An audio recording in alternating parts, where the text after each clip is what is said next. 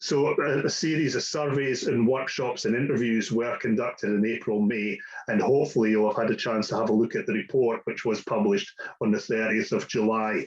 Now, all this couldn't come about at a more propitious time, I would suggest, with interest growing across the globe about reducing the working week, and certainly Scottish ministers indicating they are increasingly keen and even preparing to mount pilots. So now they just need to demonstrate they are serious and not just playing populism around the issue. So without any more from me just now, but you will hear a little bit more later, I would now like to pass over to my colleague Kat Boyd. As mentioned, Kat is the national officer for the union in Scotland, and she'll be given a bit more in the political backdrop before we hear from Will from Autonomy. So if we could just pass over yourself, Kat. Thanks, Malcolm. Can I just check that you can hear me okay? Yes. Yeah, great. Of course, I had some tech problems this morning. My Wi-Fi's gone down. So I just wanted to make sure that you can definitely hear me okay. So I wanted to kick off today's event by trying to set the scene for our demands around a 4-day week. And as Malcolm said, this isn't a new idea. In fact, even in our union and PCS, we've always looked at trying to shorten the working week for members across the Scottish sector. The Scottish sector is just any employer that comes under Scottish Government's pay policy. So it's been a feature of our pay negotiations for a long time. We're always looking to reduce that working week.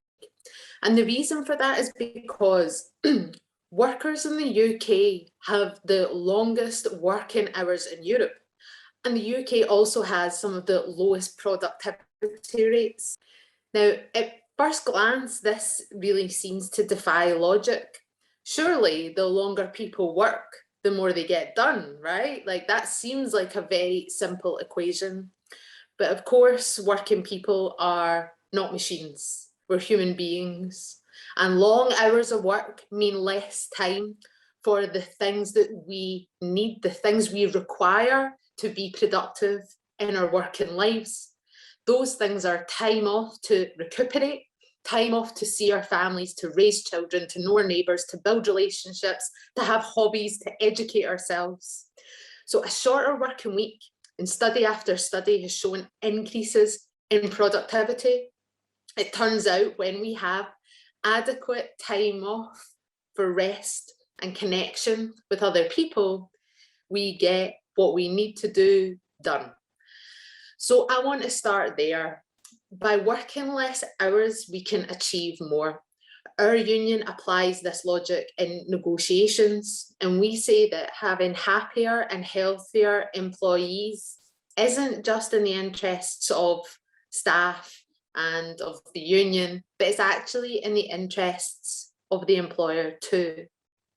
As I said, this demand has been a feature of PCS pay claims in recent years, but of course, where we are now is a different place from those years before.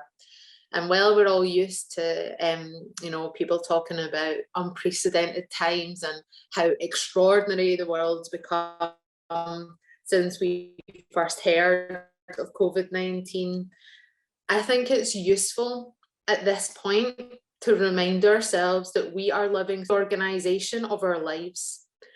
And this is a weird topsy-turvy world where politicians have realised that the lowest paid workers in Britain are some of those who create the most value. Supermarket staff, care workers, and public servants. These are groups of workers who have been undervalued and underpaid for a long, long time. We've even had Boris Johnson, of all people, praise the work of the same civil servants in the DWP and HMRC for their contribution during COVID, despite the years of cuts his party have made to their jobs, pay and pensions. So I believe that within this strange new topsy-turvy world, as the dust begins to settle and the old power structures of the past begin to try get us back to business as normal or business as usual, I think as a union, And as union members, we've got an opportunity to resist that, to say that the work that you've done during the pandemic has made a valuable contribution, as it always does, but that the old way of working wasn't right. The old way of doing things wasn't working for the majority of people. So we've known for a long time that civil and public servants working in Scottish Government, in the courts and Crown Office and prisons, and Register of Scotland, and all of the parts that like our union touches within public and civil services, you know, all of those areas, people are working long hours for, you know, a sort of mediocre reward. We believe that now is the time to rethink the world of work, how things can be done differently, how things can improve, and what new ways of working will mean for the whole economy. The pandemic has shown that the things we thought were completely unchangeable about working lives, something like working in an office means you have to go to the office every single day, the things that we thought were unchangeable and fixed about our working lives can in fact change overnight. For many people in office-based roles, you know, suddenly working from home during the pandemic, it meant that we found a new appreciation for the time that we had, you know, no longer commuting, being able to work more flexibly. So if anything, COVID-19's impact on work has shown that things don't have to be the way they were. They can be different, and our working lives can be better balanced with our family and, you know, social lives. Of course, we also know that 70% of workers told us in the studies that we've done on the shorter working week that, you know, they regularly worked over their contracted hours during the pandemic. And whilst it might seem part and parcel of the way work in the civil service goes, no one should be under that kind of strain and pressure, because it doesn't produce the results employers think it does. In fact, we've had 56% of workers tell us that they suffer from work-related stress. That can't continue. So I just want to be really clear about this. When we talk about the shorter working week, we're not talking about cramming 37 hours worth of work into 4 days. It's about creating a healthy work culture, as Malcolm touched on, better technology that allows for less working hours, and also the possibility of creating jobs to address the post-pandemic unemployment rates. And I remember in the earlier days of the pandemic, the First Minister of Scotland spoke enthusiastically about a 4-day week in Parliament. That was one of the ways she said that we could begin to rebuild the economy after COVID. And in a recent meeting with, you know, Nicola Sturgeon, she told us again that she was enthusiastic about the idea. So we've also seen that from other politicians. You know, we had a recent meeting with Kate Forbes, the Cabinet Secretary for Finance. She's the minister responsible for drafting public sector pay policy. And she's also enthusiastic about the prospect of a shorter working week without loss of pay. And we've seen the SNP's manifesto commitment to a shorter working week. And it's good to have that commitment. But we say, as employers of civil servants, the Scottish Government and those related bodies can act now. They can begin to look at implementing a shorter working week. And what we've seen time and time again with things like the living wage is that when central government adopts these ideas and takes these ideas forward, they act as a leader for the private sector. So if the Scottish Government politically want to change the way that the economy works, they want to introduce a shorter working week, we say one of the first things you can do is kind of get your own house in order. You can be a pioneer in this type of work, and the project that PCS has done with Autonomy, which we'll go into more detail about, that was the purpose of it, was to show that this 4-day week, it's not pie in the sky stuff. It's something real, and it's something that can have a tangible and positive impact on people's lives. So I'll finish on this. I think there is a door opening to this possibility. I think that there is an opportunity here. And the reason for our event today is really to give members the opportunity to hear firsthand from Will, and to hear some of the context that I've given about where the 4-day week idea sits for the union movement and where the opportunities are politically for it. Because I think that the store is opening, the political will is there, but we need every member of the union to really be on board with this idea. I don't ever go into negotiations expecting to get things by just asking nicely. We need to have members involved in this campaign to be engaged with the idea. I really appreciate everyone making the time to come today and submitting the questions. I want to, pass over to Will now, but I do want to say that, after this event, our focus really can be on, doing something bigger, or if you want to do something in your workplace to explain to your colleagues what 4-day working week is about and encourage them to join the union and get involved, then that would be great, because I think that we have a very unique opportunity at this point in time to push for a shorter working week, to say that the way things were done in the past didn't work, and we need to now have these new ideas and new ways of working which are in the interests, of employers in terms of productivity, but also in terms of employees, in terms of, our lives and how we can improve our lives in this post-pandemic world. So I'm just going to leave it there and let Will give his overview of our research. So thanks very much, Kat. And just calling in Will in just a second or two. But if anybody has got any specific questions regarding what Kat was just discussing there as well, please get them in. We are taking the questions as they're coming in, and I'm seeing them on a separate screen, and I'll be raising some of them with both our speakers shortly. After we've heard from Will, just a wee note, just to repeat something I'd highlighted earlier. We're not able to deal with the more specific questions at this stage. Obviously, some of that will be subject to negotiation with employer or whatever it might be, especially when it's looking at very specific issues, perhaps around an individual circumstance. But we're pleased to receive all those sort of messages. Like I say, we are taking a note of them all. They are being recorded and they'll be used in due course, but we might not be able to go into that sort of specific detail during this session. So if you can, provide questions around what you're hearing, and also some of the more general or points or the principle of what we're seeking here. And you might also see that some of the questions, or some of them are coming in as anonymized, and it's perfectly all right. We're not even certain the exact details of everybody on the call, because many of us are using it from our own devices. So just keep any of those sort of questions coming. They're very welcome. And as Kat was saying, and as mentioned earlier, I'm now going to hand over to Will Strong from Autonomy, the think tank that was brought in and it was commissioned to undertake this work.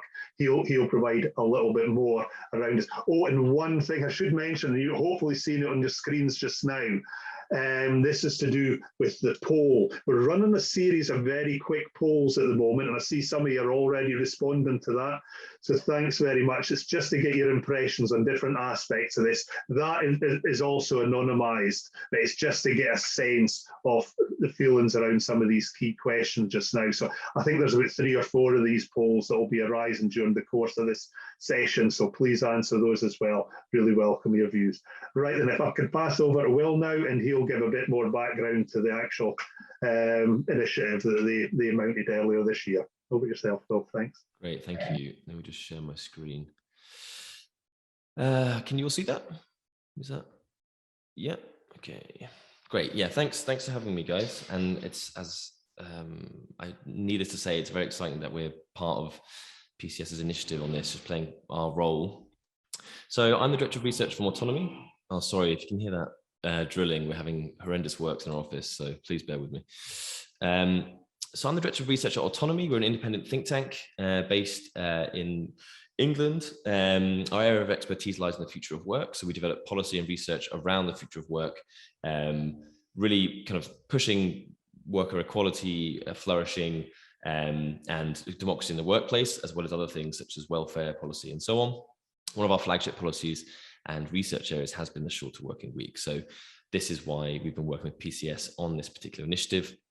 And as part of that, we also run a consultancy service. So this is something where we kind of go into firms or charities or organizations of all kinds and run shorter working week trials, 4-day week trials, and evaluate the results, track them, work with staff from the shop floor up. So that really adds a nice component to our research. We're not just economists looking kind of top down, we're also trying to work with workforces as well. And this is why this project was particularly exciting for us.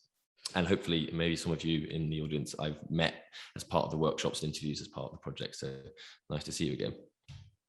We work with governments, political parties, trade unions, the private sector and other organizations. We've worked with the Communication Workers Union around their initiatives around the shorter working week. We've worked with governments in Spain around this. So I'll talk a little bit about that later, about some of the international initiatives going on around the world around the shorter working week.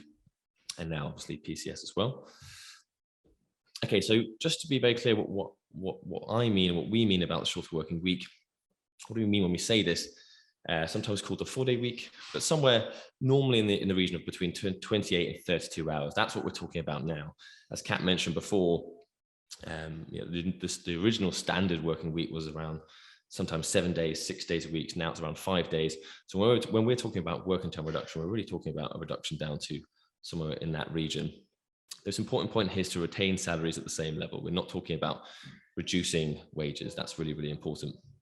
And obviously, there can be some variation as to how these hours are distributed. Is it a 4-day week, so Fridays off or Mondays off, or is it spread across 5 days? That's something which we talked about in this project as well. Okay, so the way we went about this, it's really a scoping exercise. So we wanted to kind of really draw on the experience of staff that, within Scottish Government, thinking about their different kind of source from them, different ways of thinking about the shorter working week, how it might impact them in work, but also outside of work, some of the challenges they could foresee, particularly in their work processes, and really get to know those work processes themselves as well. So we basically carried out interviews, workshops, and a survey to try and get kind of different kind of qualities of information. So work, kind of teamwork, so working in breakout groups, but also one-on-one interviews, really digging in, drilling down into some of the experiences and feedback we wanted to draw on. And I guess the way you can go on our website and find the report yourself, but we categorized the feedback into aspirations and apprehensions. So really kind of drawing out some of the perceived benefits as well as some of the challenges about implementation in the workplace, basically. So perhaps these are the most obvious ones, aspirations that we drew from this study, that huge overwhelming perception that this would give greater autonomy, greater freedom outside of work, not only just for like leisure and consumption activities, but also the pursuit of personal and activities that involve social or personal responsibility. So care responsibility was a big one. A lot of people reporting that they actually have to care for an elderly relative or for a friend or children. So and a shorter working week would really benefit them. Here's a quote here from someone talking about their mother. My mother was quite elderly and their health is starting to fail. And so thinking about, okay, these, recognizing that people are, whole rounded human beings who don't just work, they also have other responsibilities. The shorter working week really seemed to speak to that fact, basically. I'm going to run through a few different bits of feedback I thought were particularly interesting here, but that I would say to go through the report to see the full transcriptions and so on. But I think there's what was particularly interesting for us was that there was a perceived benefit to the employer. It was quite obvious to a lot of people that we talked to that, of course, with greater rest and recuperation, this would have benefits for the office, for the organization as a whole.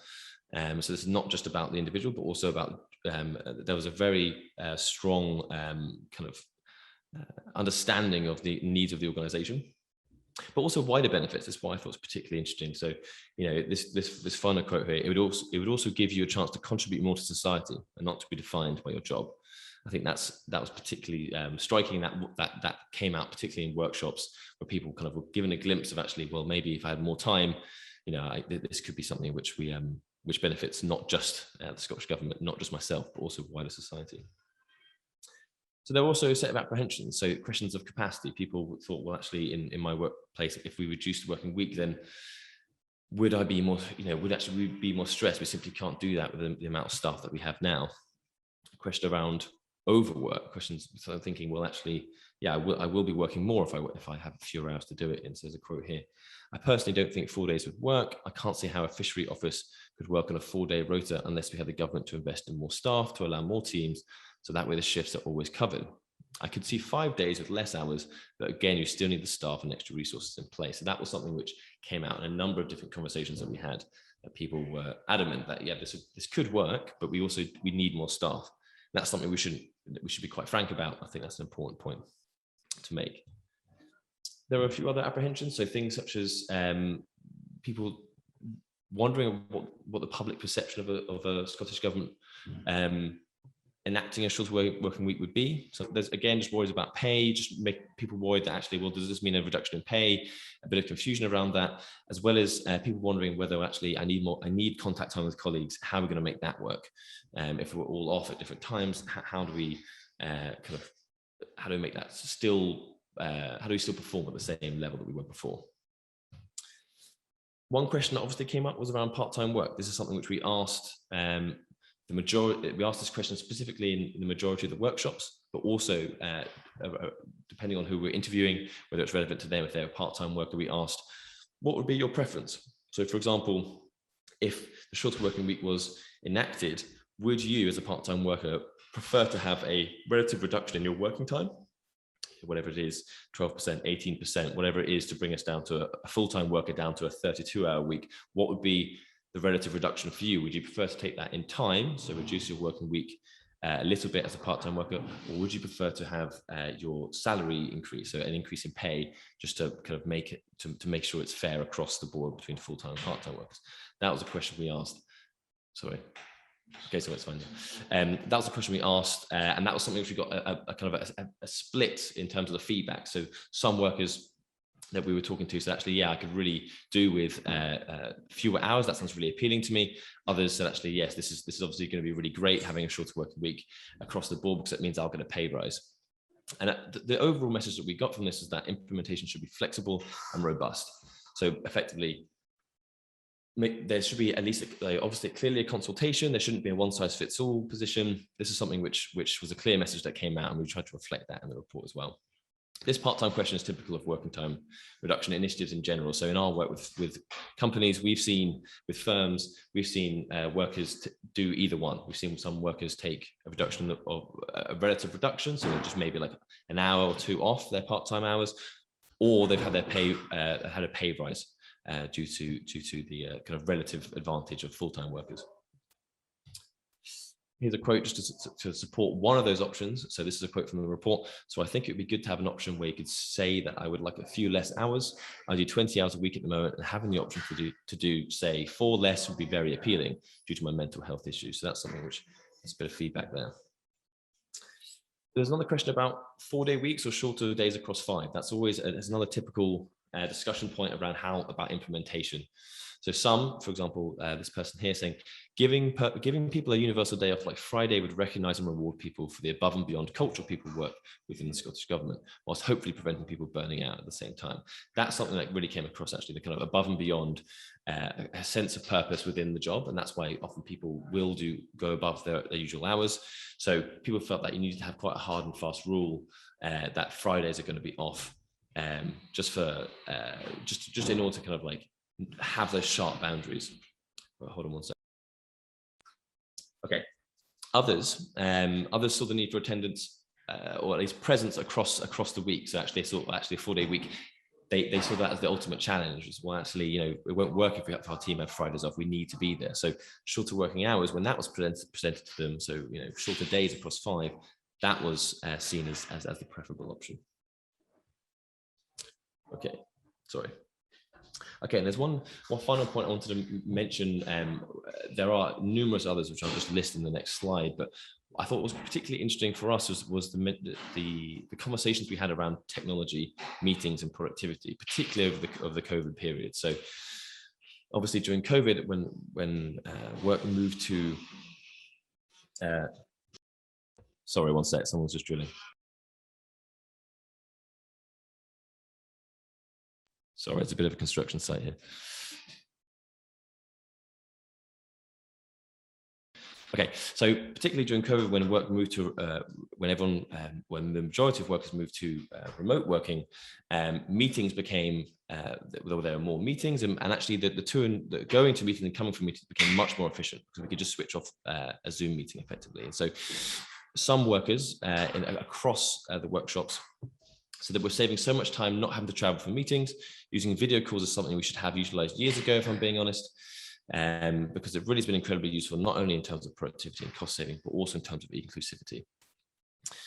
Equally, in the second quote here, meeting attendance has shot up because everyone can pretty much be at everything. So again, we're being way more productive as a team, and I feel we need to think about how this productivity gain can, moving forward, be given back to us in some way. So working shorter hours could definitely be an option. Now, I think it's particularly interesting because historically, when workers have argued for shorter working hours, they've often done it off the back of new technologies being introduced. So our employers introducing new machinery, new technology in the workplace. How are we going to get some of the gains from that so it doesn't just go to profit? So again, that's something which that's a good discussion that was being had within the workshops and in interviews. Okay. Finally, I'll just run through these really quickly. People discussed recruitment and retention. So could the 4-day week be something which helps retain staff in particularly stressful areas? Could it be a perk that's offered publicly in job application, in job vacancies, so that people, if the wages in your particular workplace aren't great, but you have a 4-day week, that's something that could potentially attract staff. There's also an interesting point that came out a variety of times, which talks about how management need to lead on this. So kind of changing the culture from the top down as well. So getting those in leadership positions to kind of help enforce this new working culture that needs to happen, really. Okay, so that's a little potted summary of what the report and what the study and the engagement we carried out kind of entailed. I'd recommend going to our website and reading the fuller transcripts and some of our findings and some of our recommendations. I think it's always really interesting to see the kind of wide variety of feedback we get. Now, as part of a wider context, and this is what Kat was talking about earlier, we've had there's never been a more pressing time for trade unions to be reawakening this demand, this struggle for shorter working hours. And that's because there's a huge global conversation happening around this, and it's definitely been accelerated because of COVID. So instead of doing 20 slides, I'm just going to list them here. We've seen a whole range of initiatives going on. I definitely haven't captured them all, and if we want to talk about these, I'm more than happy to in the discussion. The CW has achieved hours reductions for its postal workers. This is about 2 years ago. Over a certain period, they're reducing their hours while keeping the same pay, in some cases having paid rises. As I'm sure you've seen, Iceland's public sector has run a hugely successful trial with over 2,000 staff over a 5-year period. After that trial had finished, which was only last year, the trade unions in the public and private sector have now organized and achieved 86% of the workforce now have new contracts, some with working time reductions, others with new mechanisms to negotiate working time reductions. That's really significant. That's been all over the news. In Spain, the government's now passed a bill from pressure from progressive parties for a €50 million fund to run trials nationwide. So that's going to be starting soon. Forza Trade Union in Ireland, IG Metall Trade Union in Germany, both of these unions have either achieved working hours reductions or about to start a large campaign in their respective countries. 3 parties, political parties in Germany in their upcoming elections in, I think it's just under 2 weeks' time, all have working time reductions in their manifestos in one form or the other. Some of them are just kind of discussing it. Some are actually, for example, the Linke Party is proposing working time reductions more kind of substantially. And as Kat mentioned, the SNP as a party has been leading on this in terms of its members pushing for a 4-day week for a second year in a row, and obviously politicians also talking about it publicly, and as a trade union, PCS leading on this, and that's why I'm really excited to be part of this campaign. here's a few news articles from just a bit of coverage from all these things. Obviously, Unilever and Microsoft, also two large corporations around the world, also dabbling with the idea. So really is now back on the agenda firmly, both in terms of governments, private sector firms, and trade unions really waking up to it. And as Kat mentioned, the trade unions really here are the other secret ingredient, which I think, well, it's not so secret ingredient as it were, but they're crucial to effectively making sure that the pressure is on for new ways of working being normalized, basically. Okay, well, I should mention here there's numerous surveys that we've carried out and others across the last year.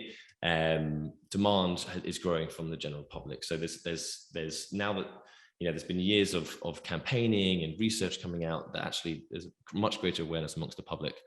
And I think that's something which is obviously a kind of complementary effect of both workplace negotiations as well as public perception, and they're now going to be working in tandem in terms of pushing the shorter working week as an issue.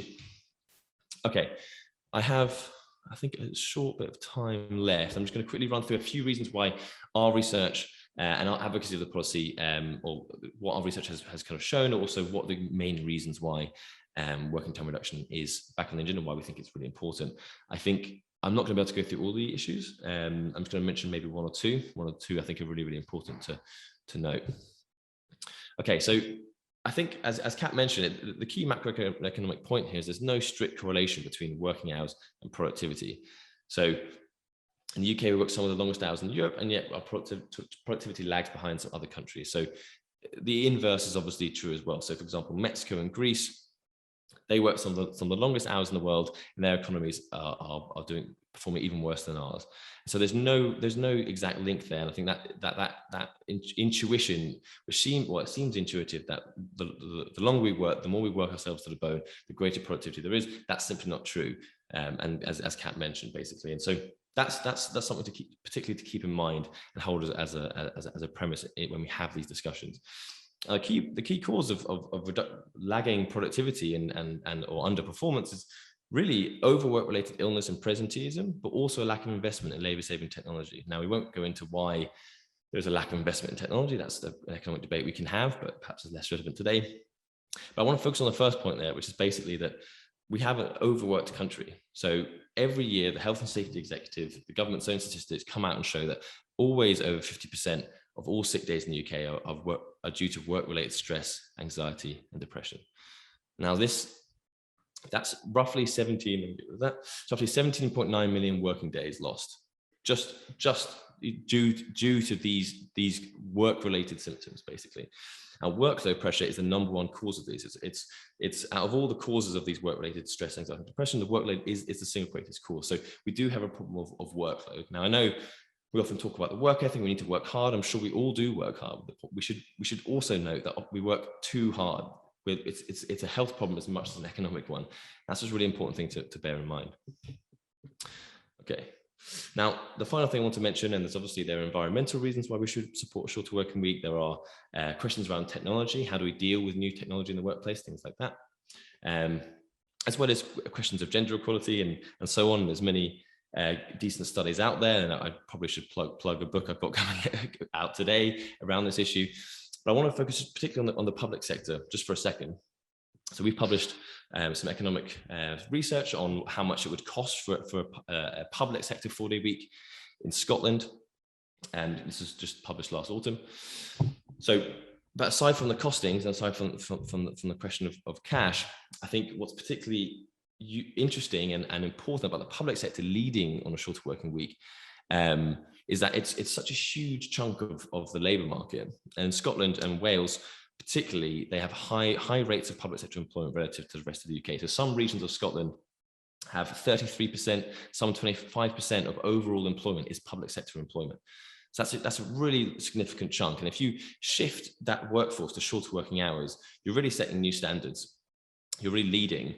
And that's, as Kat said, that will help shift as other decent working conditions in the public sector have done before. That will really shift actors in the private sector as well. So it's not just about improving working conditions for workers. That's always really important. It's also about potentially shifting the whole of working culture in the labour market in Scotland in general, and beyond that. This is as the Iceland study has shown, there's huge reverberations from scaling up shorter working weeks. And not only that, as I recommend you go to the report, you can see it's relatively cheap for the government to do as well. So making that shift, it's relatively cost efficient, as well as shifting huge chunks. And so that's why I think the public sector should lead on it. And we're really happy to be working not only in the quantitative sense, doing these macroeconomic studies, but also qualitatively working with PCS and workers across the Scottish Government. Okay, I think that is it. Thank you.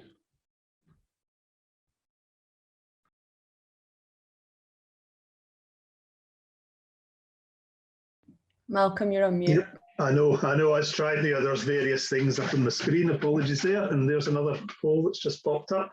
So yeah, if people can keep on completing those polls, that'd be welcome. I'll just remove it from my screen. Nope. There we go. Thanks very much, Will. No, that was really helpful, and hopefully it's given folk a little bit more clarity around really the nature of the project and what was undertaken in the Scottish Government. I'm just very conscious of the time, and you know, I'm seeing we're already onto the 6th page of questions on the other screen here. So, you know, I'm really grateful for all those sort of comments, and certainly keep them coming.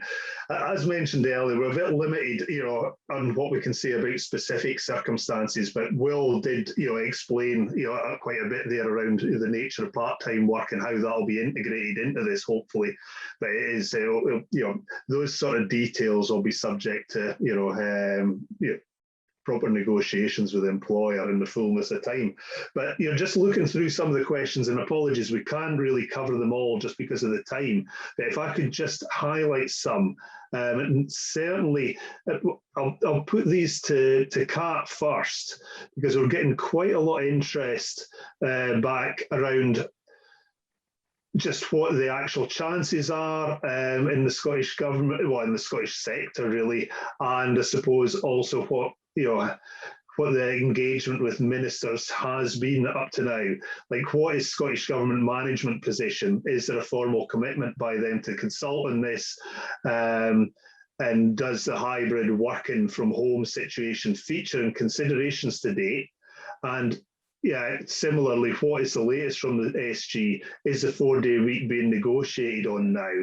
And linked into that, what needs to happen next to turn ministers' enthusiasm into reality? So yeah, and I think that's identifying the political context here, because certainly in our experience, ministers seem to be a lot more interested and a lot more curious than officials who just see this as something else to deal with in their day job. I think there's an element of that. But yeah, no, I'd be interested in your insights and some of those points, Kat. Yeah, thanks, Malcolm. I was following some of the questions that were being asked in the Q&A box. And firstly, what I'll say is, like, I think it's quite exciting that people are asking so many questions. Do you know what I mean? So I do really value what people are saying. What I think might be quite good after this, and I'm just saying this here because, you know, to reassure people who have asked quite detailed questions, is I think that it's actually Ruby Gibson who's on this call, who has been leading in this project for the union and has done a lot of work on it. Maybe we can work to you know, do a Q&A briefing and send that out to people, you know, looking at just giving people some written answers to those questions. And we've got people's email addresses who have registered to attend the event. So we can maybe work to do something like that, actually send out a kind of frequently asked questions type thing. So in terms of the state of play with what I like to call turning rhetoric into reality, you know, it is one of the main things that we are focusing on, because we do hear, you know, ministers say these positive things, and then when we actually go into negotiations, the temperature is a lot cooler. But what I want to say is, like, this is not my rhetoric that I am given. This is actually a reality. I have been in negotiations with ministers where the active participation of our membership has made a tangible difference to the outcome. one of those very clear examples that sticks in my mind is negotiations that we had in 2018 with the Cabinet Secretary for Finance at the time about breaking the public sector pay cap when pay had been capped at 1% for a number of years. Our members, I'm sure lots of you in the webinar, took part in a consultative ballot which asked, were you prepared to take action over the pay cap? And there was an overwhelming vote to say yes, we would be prepared to consider action to break the pay cap. And I remember Derek Mackay at the time saying, I've seen the result of your ballot. I think we're going to be looking to do something on pay. So the reason I'm giving that example is because don't ever think that your participation in the union doesn't make a big difference. I think that the next stages that we have to do is, obviously it's quite unusual for the union to start at this point. We don't have webinars saying, what do we mean by a 10% pay rise? Because we're already used to the idea that, we want higher wages. So we're starting at quite an unusual point to say, why is it important? We're arguing for a shorter working week and a reduction in the working week. And this is the starting point for us as a union. What needs to happen next after this one is that there will be follow-up emails sent to all participants about getting involved in the campaign. I saw there was a poll, I think it's maybe about half people here are willing to get active in the campaign. That will include writing to politicians. It will include holding meetings in the workplace and actually starting to build up the momentum to argue for these things. I think there was also a question that I saw in the chat, which was about technology overload. I think that's a really important point. I think that during the pandemic, people have been spending a lot of time staring at screens. What we see with the technology, say Zoom, for example, is that these new platforms and new ways of working, I have no doubt about it, they are beneficial to our employers. This kind of tech saves money. It saves money on premises, on expenses, on commuting times.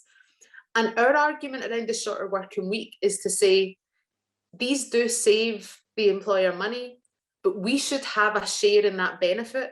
If there are, these time-saving devices or labor-saving devices or platforms or software, then actually the whole workforce needs to benefit from that. On top of the shorter working week campaign, and I'll finish on this point because it does feature, this is a whole package of things which are really about the future of work, how we work in future, things not going back to the way they were, having a degree of hybrid working. Firstly, I would say, I would always emphasize that flexibility for trade unions means that individuals should have the right to shape their work to suit their individual circumstances. One size doesn't fit all. One size doesn't fit all for the shorter working week. It doesn't fit all for working from home. And what's happened during the pandemic is that when everyone has been working from home, some employers have looked to, well, actually, if that person really can't work from home, then maybe we can find a way to allow them access to the office. And we've seen examples of that across the sector. So we would very much encourage employers, and in negotiations, we would look at that to say, yeah, okay, well, this individual circumstances, it has to be done on a one-to-one basis. So those questions about part-time work and individual circumstances would be done on a one-to-one basis. But I also would say that we are looking at other campaigns around the right to disconnect, the right for people to switch off from technology. And what we see is at the moment, the state of play is that some employers are pulling in one direction. When they say flexibility, they mean 24/7 working. And we're going in the opposite direction and saying, no, what we want to see is flexibility for people's jobs to be productive, but to allow them to live whole and rewarding lives. And that includes being able to switch off your computer, to not have to look at emails outside working hours. So just to conclude, this is just the start of the campaign. We will send out communications after the fact. And I just wanted to finish by thanking everyone for coming along. Thanks, Kat. I will come back to you with one final question, because I noticed there have been further about the next steps, and so it will be specifically on that. But just looking at the questions as well, and again, apologies, we can't cover everything because we've had significant numbers, but I'm just trying to encapsulate some of the main themes here. And so just a couple of points to Will now, just looking at these. How is productivity measured to make comparisons between a 4 and 5 day working week? Was a point raised, in advance of this today. And also, I've got a point here, a lot of chat I'm getting from members in our branch in culture sector who do shift work and whose input isn't measured in productivity. What metrics could be used to convince employers to try or implement in this sector? Which gets a significant issue, I think, in the whole of the civil service, the difference between those in sort of more delivery, sort of time-related roles and those in more policy, type, task-driven roles.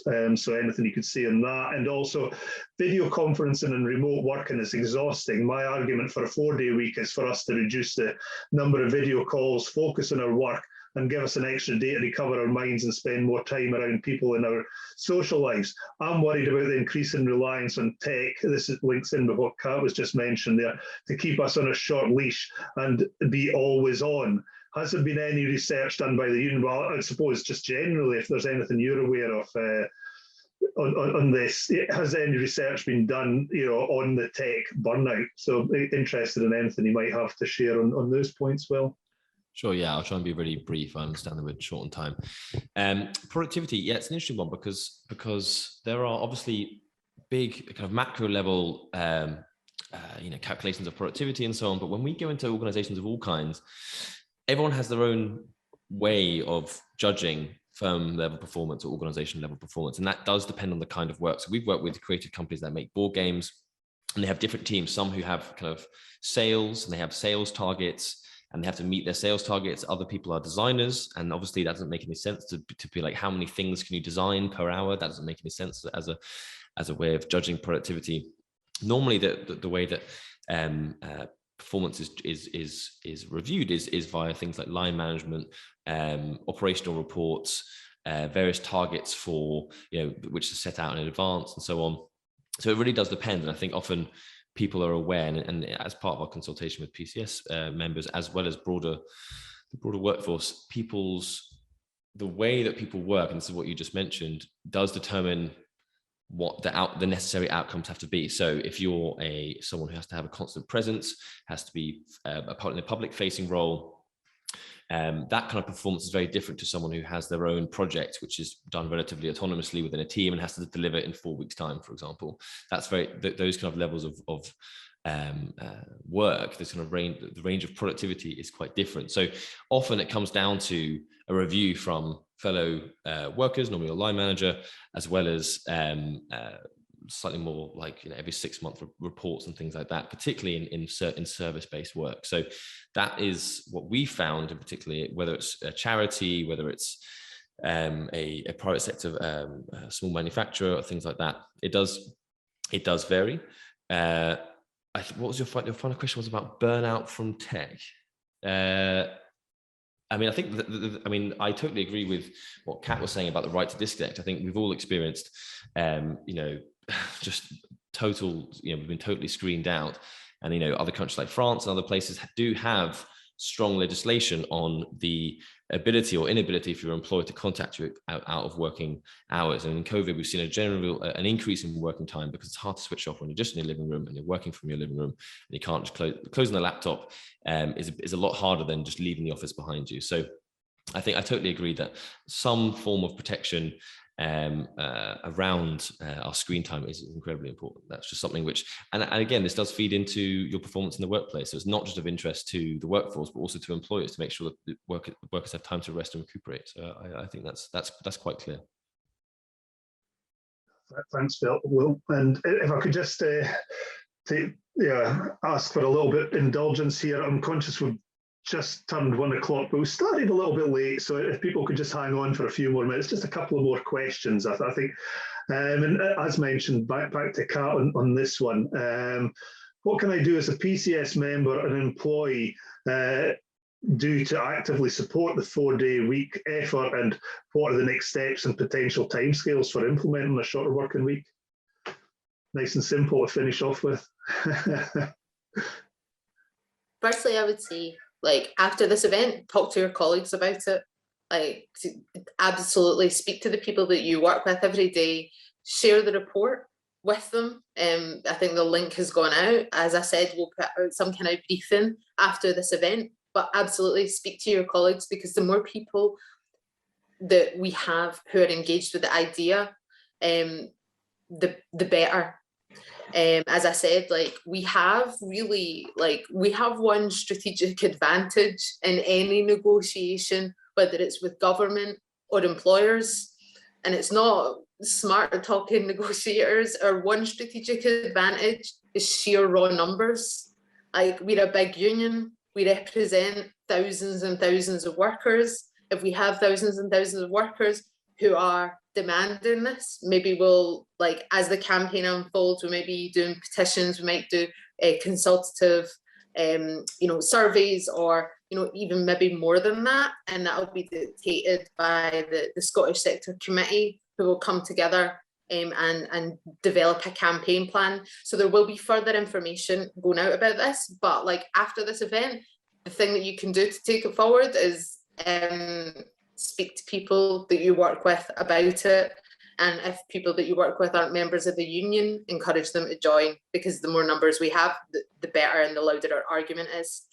The other thing I just wanted to quickly touch on was something at one of the questions you asked before, that or I saw in the chat log, about people in the private sector having it worse than us, or the NHS working longer hours than we do, and maybe that's a reason for reluctance. Like, as I think Will touched on this, but what we've seen time and time again is that when conditions improve in the public sector, particularly in the centre of government, so particularly in the Scottish Government as an employer, that sends a very clear signal to private industry that this is the way that things should be conducted. It was a very clear example of how the Scottish living wage was rolled out. When that became like a big thing within like the public sector, it then began to extend out into the private sector. The public sector has, partly because we've got much stronger trade unions in the public sector than the private sector, we've been able to like raise up employment conditions. And lastly, just on the question of how to finance this. Now, as the PCS report shows, like, this isn't going to be a quick flick the switch and suddenly we're all in a 4-day week. It will be like negotiations, there'll be consultations, things will go back out to members. It's not just going to happen like overnight, but there are things that could be done now. There are reductions to the working week that could happen now for very little cost to the employer. But of course, we would want to see more staff recruited to the civil service. And in fact, it's a way to deal with some of the post-COVID unemployment statistics. It would be, worthwhile, productive jobs for people to do. A lot of the time within the public and civil services, people don't go to work there because the pay isn't high enough, or they're worried about the conditions, whereas this would actually help recruit people to the civil service, as well as addressing some of the economic issues. And that's something that lots of different think tanks have put forward. And there are aspects to which some employers are, I would say, do a lot of short-term thinking on how they spend their money. For example, in Scottish Government, the amount of money that is spent every single day on consultants could be actually reinvested into a much more long-term focused plan for the whole workforce, introducing things like a shorter working week. There are ways which we can rebalance this question of how it's going to be financed, and it shouldn't come from people's pay. We just think that there are less wasteful and more long-term solutions for the workforce. So I'll leave it there, Malcolm, because I know we're short on time. Thanks very much for that, Kat, and thanks to Will as well for the contributions there, and thanks to everybody that's joined today. I notice the numbers are going down a little bit just now, but no, I'm really pleased. There's well over 300 joining this call today, and hope everybody's got something to take away from this. Just as a final point or suggestion from me, if anybody's wanting to read up further on this issue, and I hope if you get the chance, you'll certainly have a further look through some of the reports from Autonomy. But you might be also interested to know the Will that's been on their call today, and his colleague Kyle Lewis from Autonomy. They've both publishing a book today called Overtime that is looking at the whole issue of working time and hours and everything involved in this. So you might want to get a hold of that, like I say, just coming out today.